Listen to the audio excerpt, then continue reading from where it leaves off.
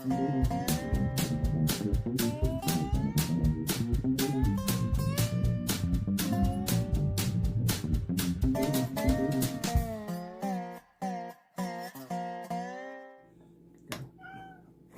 folks. Instead of in the car, we're going to do it while I eat a little breakfast. That's bad if you want it. And folks, emphasize to y'all when we say it don't take much to fill us up. This little bit right here will fill me up and a little bit more. That's all it takes. The other day I got talking about witchcraft. Different things about witchcraft. I'll tell y'all a little story first and then I'll get into a part of it. When I was in elementary school, you know, they have little fairs and stuff. One year, one of our teachers, she did the crystal ball psychic thing. Now, I'm sure it was all in good fun, and looking back on it in retrospect, hindsight, and all that other. A lot of what she knew because she knew me. She was one of the teachers there at the school. You know, she'd see me every day and all like that, but there was a little bit something more to it. She did her little reading and all like that, and you know, of course, she was all smile. Didn't help she was a pretty thing. Yeah, I knew a pretty girl when I saw a pretty girl, even way back then. Well, it bugged me for a long time that she knew me so well. But later in years, hindsight and all that, I learned a lot. A lot of that stuff ain't nothing but psychology. Psychology is the study of the psyche. Psyche is Latin for the spirit. And the spirit is who you are. That's your heart. That's what you're thinking up here in your brain. You think it's your brain, but it's not. It's your spirit, your mind, your heart. But yeah, a lot of that stuff is psychology. Yeah, and me and Elaine went through the marriage counseling thing they had up there at the church we went to get married. They were all astounded at Elaine and mine's compatibility. But the point of that part of it is the doctor, the psychologist, who did that. He kept sessions going because he liked hanging out with us. Yeah, they told us we'd have to have 4 sessions, and we wound up doing a whole year. And because he liked us. And as one day there was something said, something about lying, and I just looked at him and the doctor said, I wouldn't lie to you. I said, number 1, I said, the Holy Ghost would tell you. I said, number 2, the day we first met, we're standing outside at the door waiting on you to get it unlocked. I said, I saw you put me down and back up. And I said, I could tell then you done had me summed up. He was that good at what he knew, folks. He was. So that's psychology. Well, when you get to reading these horoscopes and stuff and these different things on Facebook and all like that, there's all sorts of data there to go by. Number 1, a lot of those people that write those horoscopes some know a little bit about psychology. So it's Russian roulette. It's 50-50, hit or miss. They'll get some things right. And just because they got a few things right, people get to thinking, oh, they know what they're talking about. No, they don't. They took a lucky guess, got a couple of things right, and they got you hooked. And I've known people, Christian, non-Christian alike, who have planned their lives by that horoscope. Well, for the Christians who claim to serve God, you ain't got hardly any troubles. Well, why is that? It's because Satan ain't worried about you. He done got you living by what he thinks you should live by, whether or not you should actually live by it. So you already belong to him. He ain't got to worry about you. He done got you. Because you're living by something that one of his workers has put out there just because they got a couple things right.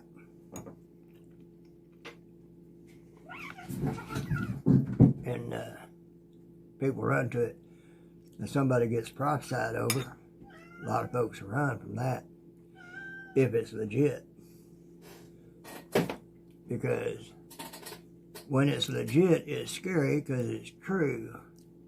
I did that for a lot of years, doing that very thing, running from a couple of them.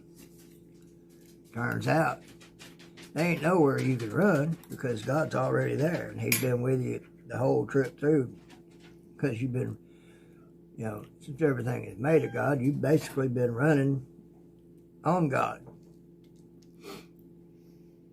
Everything's made of him. So that's why he can be there when you get there. You think you've gotten somewhere. No, you still in God's realm because everything is made of God. So, well, 40 years later, I'm seeing those prophecies coming to pass. And that's what I'm doing. It's still going to grow. Well, but when it's not totally true, might be a couple of things true, people want to go for it because it makes promises of, oh, better not go out today. It's not a good day for you to go out and do this or do that.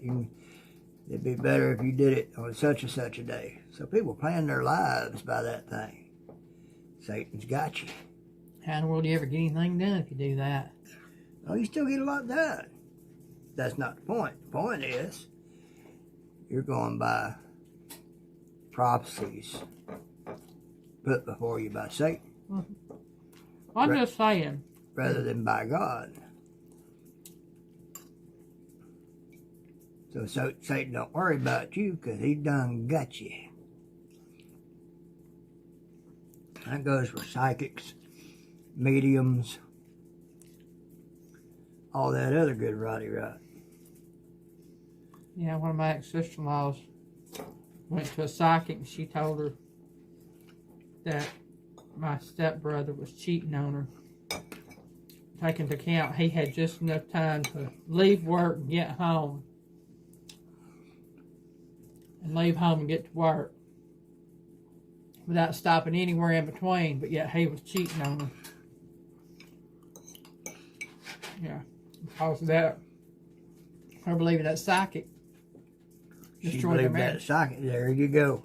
And that's just another example of ways Satan can destroy your life because you're listening to things of the world through horoscopes and psychics, mediums, little Facebook things that people do. You know, what would you have been in another life? What kind of person are you? Folks, I read a lot of those things on y'all's posts when y'all post those. Well, folks, those are just things in general that they can pick up by the data that they collect off your perusings of social media. They get most of it right because the data is there to support it, to make a psychological call on that person according to that data. Ain't no secret to it. But again, like I said the other day, we are quick to speak and slow to think, and so we don't think when we see that, we knee-jerk, oh wow, they really do know. No, they don't. They're making generalizations. Oh, well, that's just fun stuff. Yeah, that's fun stuff based off the way of the world and Satan leading the way on it. Call me a buzzkill. Call me a curmudgeon. Call me I don't know what I'm talking about. Anybody can say all that of me if they want to. You know, I'm just an old dumb country boy. Ain't got no degrees except for that computer engineering and electronics from ITT, you know. Ain't done nothing with it, so I must be a dummy and not know what I'm doing, you know. So, of course I don't know what I'm talking about. I'll just take what he says and just go on with it and leave it alone, because he don't know what he's talking about. You know, those other people got stuff right about my life. He don't know what he's talking about. Because there's something else I notice. People are quick to believe in the gushy-mushy love and angels and all like that. People going to heaven. But people are real slow and to accept, acknowledge, and often downright deny the existence of Satan and demons. Folks, they're real. Oh yeah, they're real. And they're out there working just as hard as the angels to do what they're supposed to be doing. Trouble is, just like a predator will go after a kid using games, so does Satan using games, horoscope, Ouija board, psychics. People are looking for somebody who knows things. Well, God knows everything. Search His Word out, meditate upon it. Wait on Him to tell you something, show you something. And I just tell you, Tish, no judgment here, but Tish Ross, she made a post on Facebook yesterday or the day before. And I had to comment on it and say, yes, you get it. But she was talking about being impatient and waiting on God. Waiting for God's perfect answer instead of trying to help Him out. You know, when you try to help Him out, that's going to be the same as trying to take control of the situation and do it yourself, and He's going to let you have all of it. Because we didn't wait on God and His perfect answer. You know, like Abraham and Sarah, when told late in life they're going to have a kid, they didn't think that was possible because they didn't have that much faith in God. So they thought God needed a little help. Tish brought that up in there, I think it was. And folks, she's exactly right. We're impatient. And we don't wait on God. Because we want what we want, and we want it right now. Because we're impatient little kids who want it now. So we think of something, and often enough, what we think of is something Satan has put in there to get you off track. And you think, that's a good idea. I think that'll work. Help God out with this. No. You did what Satan wanted you to do and didn't wait on God. So those are the little games that he plays to get us hooked on something else. And next thing you know, you're following the things that he has set up instead of waiting on God. Yeah, a lot of people fail to realize that wait is pretty much a lot of the answers you're going to get from God. You wait until His time, and you wait until the time is right. I'll tell you what, anybody that's been in service, you talk about the hurry up and wait game. When you're serving God, you're going to hurry up and wait. Oh, yes. And wait, and wait, and wait. You know, for a lot of years I ran from those two prophecies given me, trying to find out I wasn't running nowhere like I thought I was. And 40 years later, plus a couple, 3. Here I am in the midst of fulfilling those prophecies. And one of them been doing for the whole time I've been running. Actually, both of them I have. Because where my fear of what that might have entailed sent me to places that God had for me to be. God already had that planned out. So I was living a history He had already created and was done with. But I was living it. And,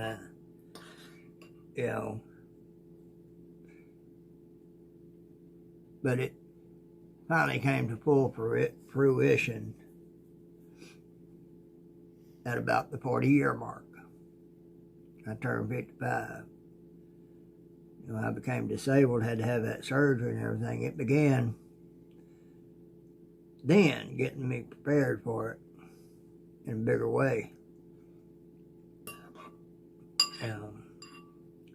Talked to that 1-minute rehab, and next day or two, this young black man, he told me, he said, I sure do appreciate you preaching the bill.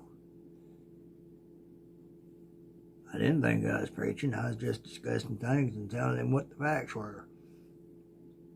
And Bill got a lot of answers that he'd searched for 75 years in one evening. But that stuff will lead you astray, folks.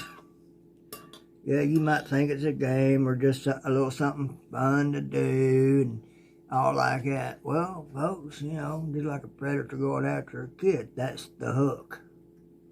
It's fun. Interesting.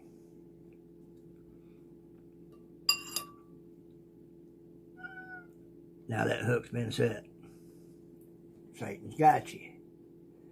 And until you realize what those things actually are, kind of the tools of the trade, so to speak, of fishing for man, you won't know to start kicking back trying to get off that hook. Just like a fish. It doesn't start fighting its hardest until it's getting close to the surface of that water and it can see something at the other end that's pulling it in. It fights like all get out to try to get off that hook. Because at that point it finally realizes just how caught it really is.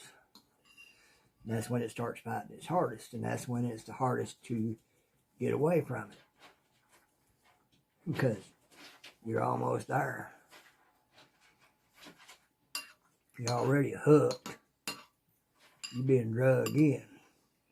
And now you're almost there. How do I get off this hook? You realize what it is. And shun it and push it away from you.